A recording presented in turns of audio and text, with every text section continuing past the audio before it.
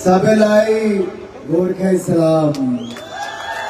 जय गोरखा, जय गोरखा। भारत माता की, भारत माता की वंदे। अगर जनजातीय गौरव दिवस भी देश में किसी ने मनाया तो भगवान बिरसा मुंडा की जयंती पर नरेंद्र मोदी जी ने 25 नवंबर को मनाया। कांग्रेस 60 साल सत्ता में रही, कांग्रेस ने कभी भगवान बिरसा मुंडा को याद नहीं किया। कांग्रेस 60 साल सत्ता में रही, इस क्षेत्र का विकास नहीं किया। अरे मैं तो ये वीरों की धरती को भी प्रणाम करता हूं, तो मेरे लिए तो ये देवभूमि भी है, क्योंकि महाकाल बाबा की अगर मैं बात करूं, सिंचल देवी मां की बात करूं, काली मां की बात करूं, बाबा जलपेश की बात करूं, तो ऐसी धरती को मैं प्रणाम करता हूं। आप सबको बहुत बहुत साधुवाद प्रणाम करता हूं मेरे भाइयों, मेरे साथियों। आज से 5 साल पहले आपने राजू बिष्टा जी को यहां से जिताकर भेजा। आपने एक युवा को जिताया था, आपका रिप्रेजेंटेटिव, आपका प्रतिनिधि राजू बिष्ट बने। आज वो केवल आपके सांसद एमपी नहीं, वो देश के बहुत उभरते हुए युवा नेता के रूप में भी बने हैं। इसके लिए मैं आप सबको बहुत बहुत बधाई और साधुवाद देता हूं। उन्होंने लगातार आपकी आवाज वहां पर उठाई। दार्जिलिंग की बात हो, सिलीगुड़ी की बात हो, तराई की बात हो, डोर्स की बात हो, लगातार इन विषयों को लेकर, और तृणमूल कांग्रेस के अत्याचार की बात हो, वो भी भाई राजू बिष्टा जी ने लगातार वहां पर उठाई है। मैं आपसे पूछना चाहता हूं, राज्य में ममता बनर्जी जी की सरकार है, क्या दिया हमें राज्य में? टीचर घोटाला, शिक्षक भर्ती घोटाला, टीचर रिक्रूटमेंट स्कैम दिया कि नहीं दिया? 65 करोड़ रुपया नकद मिला कि नहीं मिला? आज शिक्षा मंत्री कहां है? जेल में। काउ स्मगलिंग होती थी, गाय स्मगलिंग होती थी, नहीं होती थी? आज वो गिरफ्तार हुआ कि नहीं हुआ? कहां है? तिहाड़ जेल में। राशन आपको तो मिला नहीं, राशन घोटाला हुआ कि नहीं हुआ? किसने किया? तृणमूल ने। और आज वो भी कहां है? और घोटाला कौन सा हुआ? लैंड माफिया यहां पर है। नल से जल, जल का घोटाला हुआ। और यही नहीं, पहले तो कहते थे आपके पाप के अत्याचारों का घड़ा भर गया। अरे ममता बनर्जी की तो सिंटेक्स की टैंकी भर गई है भ्रष्टाचार के पैसे की। मेरे भाइयों का कितना लूटोगे, कितना अत्याचार करोगे? मेरे भाई और बहनों, जब से तृणमूल की सरकार आई, यहां पर तुष्टीकरण की राजनीति की है, वोट बैंक की राजनीति की है, लेकिन मेरे गोरखा समुदाय के भाई और बहनों के साथ उन्होंने अत्याचार के उनके अधिकार नहीं दिए। इस क्षेत्र के विकास को दूर रखा। मैं जब राजू बिष्टा जी ने वहां पर आवाज उठाई कि चाय बगान के अपने भाई और बहनों के हक के लिए उनको दिहाड़ी ज्यादा मिले, उनको वेज ज्यादा मिले, उनकी महीने की कमाई ज्यादा हो, तो तृणमूल की जनता, तो तृणमूल के सांसद नहीं बोलते थे। मेरे भाई राजू बिष्टा जी ने उठाई और प्रधानमंत्री मोदी जी ने कानून भी बना दिया, नरेंद्र मोदी जी ने कानून बना दिया, लेकिन ममता बनर्जी जी ने पश्चिम बंगाल में लागू नहीं होने दिया। लागू होना चाहिए कि नहीं? चाय बगान वालों को ज्यादा कीमत मिलनी चाहिए कि नहीं? ज्यादा दिहाड़ी मिलनी चाहिए कि नहीं? आपको ज्यादा अधिकार मिलने चाहिए कि नहीं? क्या सामाजिक सुरक्षा मिलनी चाहिए कि नहीं? अरे हम 4 कोड भी लाए, जिसमें आपकी वेजेस की बात भी थी, सोशल सिक्योरिटी की बात भी थी, आपकी ऑक्यूपेशनल सेफ्टी हेल्थ यानी कि आपके स्वास्थ्य और आपके कामकाज के लिए बेहतर माहौल की बात भी थी। इंडस्ट्रियल रिलेशन कोड भी था, लेकिन ममता बनर्जी जी ने इसको लागू नहीं किया। लेकिन एक बात तो तय है ममता जी, अगर आप नहीं करोगे तो यहां की जनता ने मन बना लिया है, आपकी सरकार को उखाड़ फेंकेंगे। बहुत हो गया ममता बनर्जी की सरकार। अरे कितना घोटाला करोगी। देश में कोई बम विस्फोट करता है तो पश्चिम बंगाल में आके छिप जाता है, कोई महिलाओं पर अत्याचार करता है तो यहां छिप जाता है, संदेश खड़ी में महिलाओं की इज्जत लूटती है तो ममता बनर्जी उसको संरक्षण देती है, कोई बम धमाके करता है तो इनकी सरकार के समय यहां पर आकर पनाह ले लेता है। अरे देश भर में जो कोई गलत काम हो उसके साथ पश्चिम बंगाल का नाम जोड़ने का काम क्यों होता है। पश्चिम बंगाल तो जाना जाता था अपने बलिदान के लिए, अपने योगदान के लिए। हमारे पूरे क्षेत्र ने हमें बहुत बड़ा योगदान दिया है, लेकिन आपको बदले में इन्होंने क्या दिया। हर्जा पट्टा लैंड वाला इशू क्या हुआ, क्या नहीं हुआ, क्यों नहीं दिया अधिकार। मैं पूछना चाहता हूं ना आपको मिनिमम, ना आपको अब हमारी बिजली की बात कर दी। मेरे भाई और बहनों, ये जितनी मर्जी आवाज दबाने की बात करेंगे कुछ नहीं होगा। मैं गोरखा समुदाय के बीच में बोल रहा हूं, कितनी आवाज दबाओगे नहीं दबेगी, आपकी आवाज उठकर ही रहेगी मेरे भाई और बहनों। और आपकी आवाज में तो इतनी ताकत राजू जी ने दी है। भाई विमल गुराम जी, विमल जी, यह ऐसे युवा नेता हैं जिन्होंने इस क्षेत्र के लिए जो इतने सालों में नहीं मिला वो करके दिया है। यहां से लेकर गोरखपुर तक 4 लेन एक्सप्रेस वे 32,000 करोड़ रुपए का 4 लेन एक्सप्रेस। अरे देश के बड़े बड़े शहरों को भी वंदे भारत ट्रेन नहीं मिली थी। उससे पहले सिलीगुड़ी से मेरे भाई राजू बिष्ट और प्रधानमंत्री मोदी जी ने वंदे भारत ट्रेन देने का काम किया। एक नहीं, तीन वंदे भारत, तीन वंदे भारत। और यही नहीं, कोरोनेशन ब्रिज की मैं बात करूं तो 1100 करोड़ रुपए का एक पुल, 1100 करोड़ रुपए का। बालासोन सेवको एलिवेटेड हाईवे कॉरिडोर 1000 करोड़ का।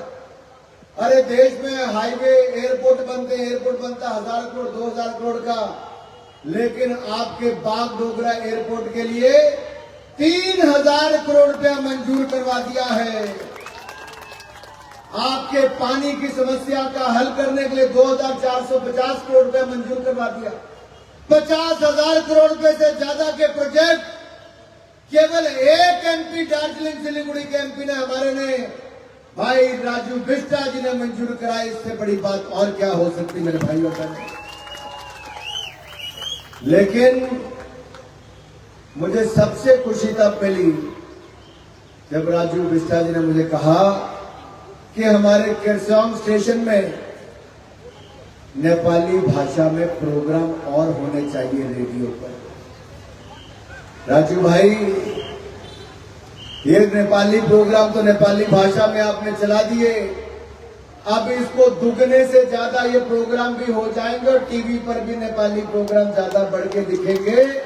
ऐसा लगातार उसके ऊपर काम चल रहा है और इसके ऊपर प्रोग्राम बनने शुरू हो गए। ये ऑलरेडी वर्क इन प्रोग्रेस। जब आप पिछली बार मिले थे तो वहां पे विभाग ये काम ऑलरेडी कर रहा है और उन्होंने कहा है यहाँ के कल्चर को, यहाँ की ट्रेडिशन को, यहाँ की परंपराओं को, यहाँ की संस्कृति को हम देश में ही नहीं दुनिया में दिखाने का काम करेंगे। इस बात का विश्वास दिलाता ताकि देश भर के कोने कोने में, चाहे मेरे धर्मशाला में बैठे हो, मेरे शिमला में बैठे हो या बेंगलुरु में मेरे गोरखा भाई हो या कहीं पर भी हो, दिल्ली में भी हो, तो आपके अपनी संस्कृति, अपनी भाषा में, अपनी कला के प्रोग्राम अब उनको देखने के अवसर मिलेगा और आप सबको, युवा पीढ़ी को जोड़कर रखेंगे। दूसरी बात आपने खेलों की कही। मैं आपसे पूछता, अगर मैं 26 साल की उम्र में खेल स्टेडियम बना सकता हूं, जब मैं खेल मंत्री नहीं था, तो आज मुझे आपके यहां पे खेल स्टेडियम बनाने में कौन रोक सकता है? कोई रोक सकता है क्या? क्या आप चाहते हो यहाँ पे कोई खेल मैदान बने? फुटबॉल का बने कि एथलेटिक्स का बने? क्योंकि बाहर एथलेटिक्स का ट्रैक बिछता है और अंदर फुटबॉल का खेल होता है। एक ही मैदान में दो दो खेल हो जाते हैं। उसी फुटबॉल की ग्राउंड पे चाहो तो जैवलिन थ्रो भी कर सकते हो, डिस्कस थ्रो भी कर सकते हो, अन्य गेम भी खेल सकते हो, लेकिन उसके लिए जमीन चाहिए कि नहीं चाहिए? क्या तृणमूल कांग्रेस की सरकार जमीन देती है क्या? अरे वो तो गरीब को पक्का मकान बनाने के लिए जो मोदी सरकार पैसा भेजती वो पैसा भी नहीं लगाती थी। किसान के खाते में 6,000 रुपया साल का डालना था, ममता बनर्जी उसके लिए भी मना करती थी। आयुष्मान भारत योजना में 5 लाख मुफ्त में इलाज, ममता बनर्जी की सरकार उसके लिए भी मना करती थी। लेकिन आज आपका ये भाई आपको वायदा करके जा रहा है। मैं घोषणा तो आज नहीं कर सकता, लेकिन आज कहता हूं, एक भाई को आप वोट देकर जा रहे हो, लेकिन दूसरी बात दूसरा सांसद भी आपको अनुराग ठाकुर और राजू बिस्ता के रूप में मिलने वाला है मेरे भाई। ये खेल मैदान की जिम्मेदारी केवल भाई राजू की नहीं, अनुराग ठाकुर की भी उतनी ही है मेरे भाई। लेकिन मैं इतने खूबसूरत चाय दुकानों को देख के सोच रहा था कि क्या यहां पर केवल चाय पत्ती ही उगाई जाए कि टूरिज्म को भी बढ़ाया जाए। टूरिज्म बढ़ेगा, साथ साथ में तो रोजगार के अवसर मिलेंगे। और भविष्य के लिए आप लिख लीजिए, जितनी बढ़िया सड़कें भाई राजू जी बनवाने जा रहे हैं, एयरपोर्ट का बढ़िया विस्तार करने जा रहे हैं, शिक्षा की और सुविधाएं देने जा रहे हैं, स्किल्स के आपके और सेंटर खोलने जा रहे हैं, और कहीं आपदा आ गई तो उसके डिजास्टर रिस्पॉन्स के लिए भी और यहाँ पर पर्याप्त सुविधाएं करने वाले हैं। जब ये सब होगा तो पर्यटन अपने आप बढ़ेगा मेरे भाई और बहनों। दुनिया की कोई ताकत टूरिस्ट को यहाँ आने से नहीं रोक पाएगी। इस खूबसूरत इलाके को देखने के लिए बहुत बड़ी संख्या में टूरिस्ट आएंगे। और प्रधानमंत्री मोदी जी ने तो बॉर्डर विलेज को कहा है फर्स्ट विलेज, यानी कि देश का प्रथम विलेज। हमने 15 अगस्त हो या 26 जनवरी हो या इंडिपेंडेंस डे हो या रिपब्लिक डे हो, हमने फर्स्ट विलेज के चुने हुए प्रतिनिधियों को दिल्ली बुलाया, उनको देश की राजधानी में रिपब्लिक डे परेड में शामिल किया, उन्होंने देखा, और हमने एक्ट ईस्ट पॉलिसी और बॉर्डर विलेज प्रोग्राम के नाते देश के बॉर्डर का विकास किया। 6,800 किलोमीटर सड़कें हमने देश के बॉर्डर पे बनाई। अब एयरपोर्ट बनाने की भी साथ साथ में तैयारियां चल रही हैं। मेरे साथियों, नरेंद्र मोदी जी लुक ईस्ट नहीं, एक्ट ईस्ट पॉलिसी के तहत काम करते हैं। यहाँ पे काम किया है, लाखों करोड़ रुपए के प्रोजेक्ट हमारे पूर्वोत्तर के नॉर्थ ईस्ट के राज्यों में खर्च किए हैं और आगे भी करेंगे। मैं अपने गोरखा समुदाय से, गोरखा परिवारों से इतना ही कहता हूं, I want to say this to my Gorkha family, तपाईहरुको सपना मोदीजीले पूरा गर्नेछ, निश्चित बस्नुहोस्। ये आपका सपना नहीं, ये नरेंद्र मोदी का संकल्प है और उसको सिद्धि तक लेकर जाएंगे, पूरा करके दिखाएंगे मेरे भाई और बहनों। गोरखा मुद्दे पर सोल्यूशन हम ही लाएंगे। अब आप बोलोगे कब लाओगे, तो मैं कहता हूं भाई और बहनों, याद करो 1950 में डॉक्टर श्यामा प्रसाद मुखर्जी ने नेहरू की सरकार को छोड़ दिया, जनसंघ बनाया और उस समय ऐसा कहा था कि कश्मीर में, कहां कलकत्ता कहां कश्मीर, कि वहां परमिट राज खत्म करेंगे, आर्टिकल 370, 35A को खत्म करेंगे।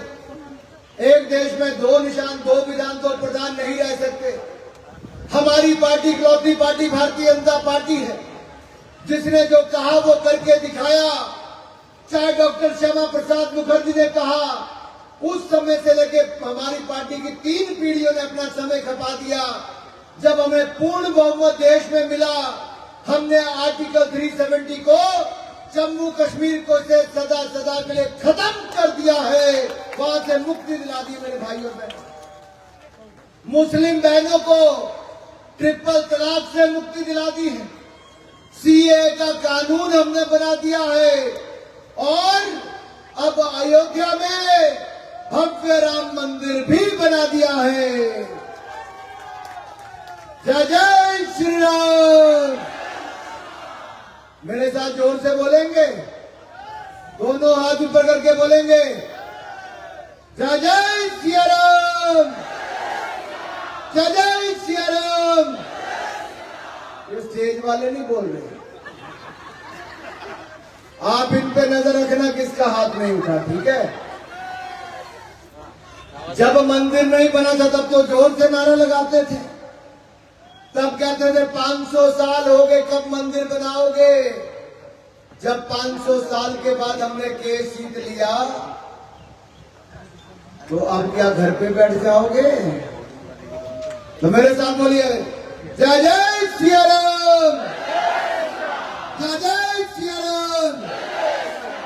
मेरे साथियों, अगर हमने मंदिर भी बनाया, बाकी सारे वायदे भी पूरे किए, तो गोरखा समुदाय की मांग, उनको न्याय दिलाने का काम भी ये मोदी की गारंटी है, ये भी पूरा होकर ही रहेगा।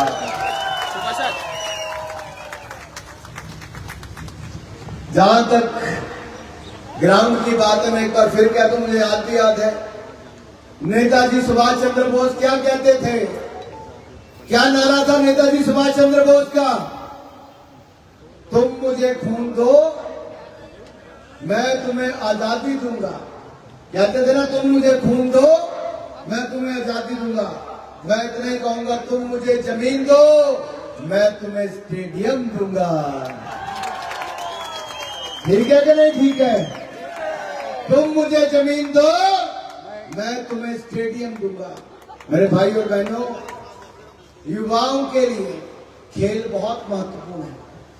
देखिए, मैं केवल अगर पिछले 2-3 सालों की बात करूं, जितने इंडिया ने 60 साल में मिला के यूनिवर्सिटी गेम्स में मेडल जीते थे, उससे ज्यादा हमने इस बार वर्ल्ड यूनिवर्सिटी गेम्स में एक ही साल में चाइना में मेडल जीत लिए। हमने टोक्यो ओलंपिक्स में आज तक के सबसे ज्यादा मेडल, पैरालंपिक्स में, डेफ ओलंपिक्स में और फिर कॉमनवेल्थ गेम में 61 मेडल। 4 बेटियां वर्ल्ड बॉक्सिंग चैंपियन हमारी बन गई। हम क्रिकेट में तो सेंचुरी लगाते थे, इस बार एशियन गेम्स में मेडल्स की सेंचुरी लगाने का काम भारत ने किया है। 107 मेडल, 107 मेडल भारत के एथलीट्स ने जीते हैं। और अब टोक्यो ओलंपिक्स आएगा, हम वहां पर पहले से ज्यादा मेडल जीतकर दिखाएंगे और 2036 में ओलंपिक्स का आयोजन हम भारत में करके दिखाएंगे, इंडिया में करके दिखाएंगे। मेरे साथियों, हमारे यहां से फुटबॉल के खिलाड़ी भी निकले, बॉक्सिंग, टेबल टेनिस और एथलेटिक्स के भी निकले। भाई राजू जी, हम प्रयास करेंगे कि खेलो इंडिया सेंटर से लेकर बाकी सुविधाएं आए। आज घोषणा नहीं की जा सकती, लेकिन मैं जानता हूं पहाड़ी लोग शरीरी तौर पे बहुत मजबूत होते हैं और खेलों में तो बहुत बड़ा योगदान कर सकते हैं। 6 time world boxing champion Mary Kom कहां से आती है? कहां से आती है? आती है ना, नॉर्थ ईस्ट से, मणिपुर से। मेरा भाई चानू कहां से आती है? लवलीना कहां से आती है? मैं एक के बाद आपको ऐसे खिलाड़ियों के नाम लिख रहा हूं।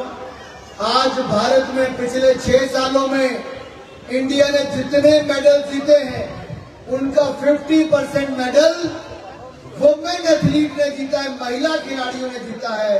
भारत की बेटियों ने शानदार काम किया है। इसलिए हम भारत की बेटियों के लिए और खेलों की सुविधाएं बनाएंगे। हमने कहा था हम 750 खेलो इंडिया सेंटर बनाएंगे, अब हम 1075 खेलो इंडिया सेंटर बना रहे हैं। हम एक के बाद दूसरी सुविधा बना रहे हैं। हमने खेलों का बजट 4 गुना ज्यादा कर दिया है।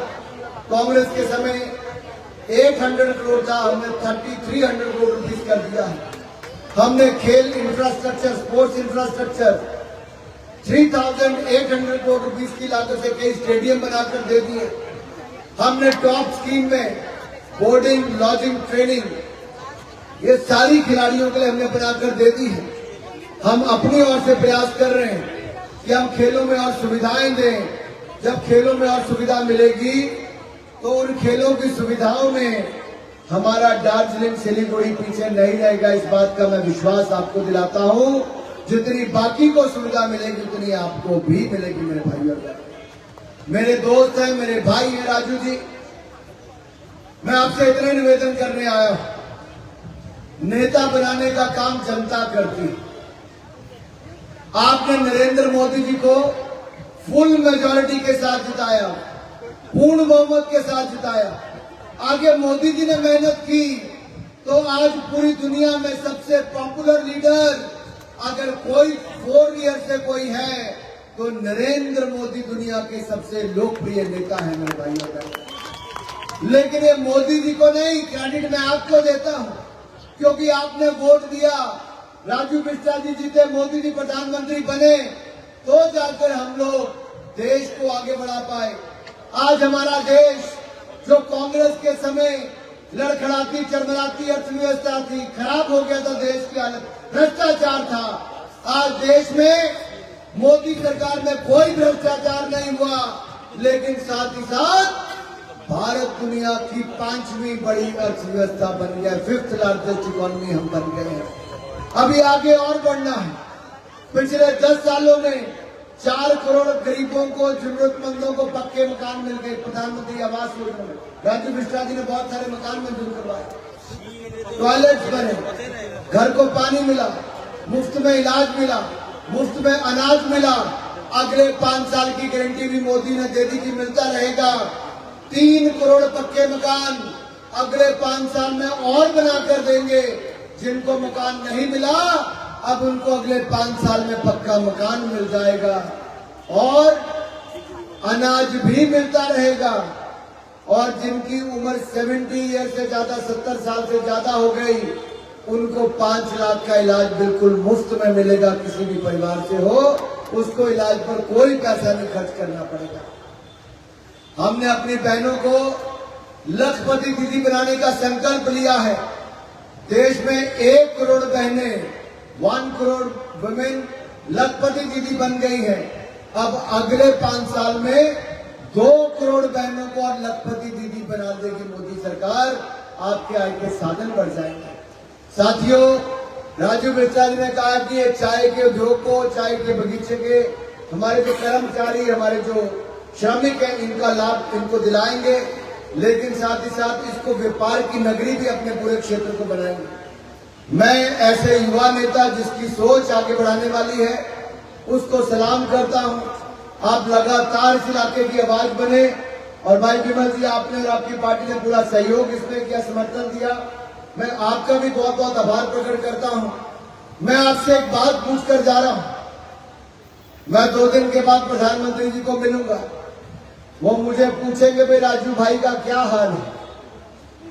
मैं क्या बताऊं क्या हाल है। ठीक है सब? जीतेंगे क्या? भारतीय जनता पार्टी जीतेगी, राजू बिष्टा जी जीतेंगे, रिकॉर्ड वोटों से जीतोगे। अगर आपने मन पक्का कर लिया राजू बिष्टा जी को जिताओगे तो मेरे साथ नारा लगाओ, बोले भारत माता की। देखो, जिसका हाथ नीचे रह गया इसका मतलब उसका वोट नहीं पड़ेगा। जिसका हाथ उठ गया मैं समझूंगा वो वोट डालेगा। भारत माता की। वो ग्रे टी शर्ट वाला भाई पीछे जो कुर्सी पे, हाँ, जो आपने हाथ खड़े किया, आपके पीछे जो बैठा है वो हंस रहा है। देखो, मेरी नजर सब पे रहेगी। उस कोने में भी है मेरी सामने जो मोबाइल फोन लेके पेड़ के नीचे खड़ा, नीली टी शर्ट वाला। हाँ, आपको चश्मा यहां लगा है। ये कैमरा में रिकॉर्ड हो रहा है। घर पे बोलेंगे भाई रैली में गए थे, क्या किया? तो बोलिए मेरे साथ, भारत माता की। ये जाली के पीछे लोग हाथ नहीं खड़ा कर रहे। अगर राजू बिष्टा जी को जिताना है, मोदी को प्रधानमंत्री बनाना है, तो इकट्ठे मिलकर बोले भारत माता की, भारत माता की। वो ग्रीन टी शर्ट पोल के साथ हाथ मिला के खड़े। पकड़ेंगे नहीं पकड़ेंगे। भारत माता की, भारत माता की, वंदे, जय गोरखा, जय Bharat. To uplift Sikkim's women, the BJP will empower 15,000 women through the Lakpati Didi scheme. Launched the Mukhyamantri Kanya Sashактikaran Yojana to provide free scooties to meritorious college-going female students. This 19th April, vote for BJP.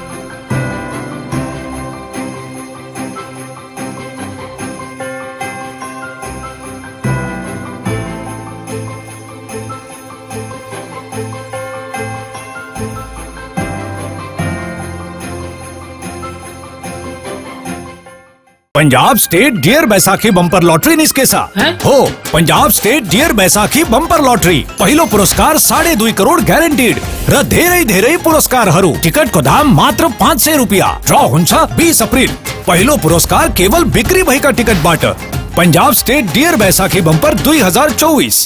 If life is an art, then Dwarika Prime is a canvas. Wake up to the breathtaking view of lush green hills every morning. Experience state-of-the-art living with an open gymnasium and a yoga deck on the terrace. Conveniently located near the bustling business hub on Savok Road. Ready to move in, budgeted flat. The baby pool, landscape garden, rooftop gazebos, children's play area, temple, community hall, and terrace garden. Spacious bedrooms for your comfort and relaxation. Dwarika Prime. Call 9733399970.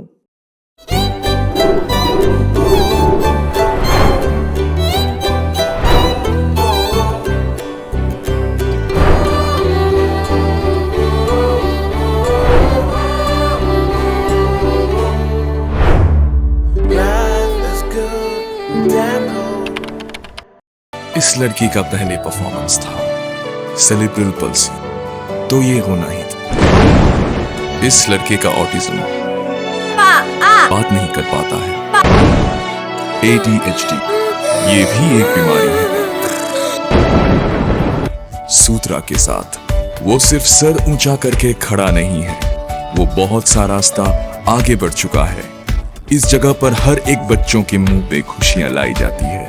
वो करता है और कर सकता है, तभी तो वो बच्चे आज अपने पैरों पे खड़े हैं, बात कर रहे हैं और बाकी बच्चों की तरह नॉर्मल लाइफ जी रहे हैं।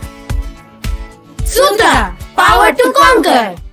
सिलीगुड़ी के सालबाड़ी में घर हो अपना, क्या आपका भी है ये सपना? अंबरधुरा सालबाड़ी स्थित गोकुल धाम में आपको मिलेगा अति आधुनिक फैसिलिटीज के साथ 2 से 3 BHK फ्लैट। यहाँ आपको मिलेगा थीम्ड लैंडस्केप से लेकर open amphi theatre, kids play area, senior citizen area, walking lawn, rooftop sitting area और भी सुविधाओं से लेकर शानदार अपार्टमेंट तक। पंचनई गोकुल धाम शहर के सभी हिस्सों, स्कूल, कॉलेज, अस्पताल, railway station, airport, shopping mall जैसी जरूरी स्थानों तक आसान पहुँच। कॉल करें 9755542000 पर और बुक करें अपना 2 या 3 BHK अपार्टमेंट। लग्जरी की सर्वोत्तम ठिकाना गोकुल धाम में है।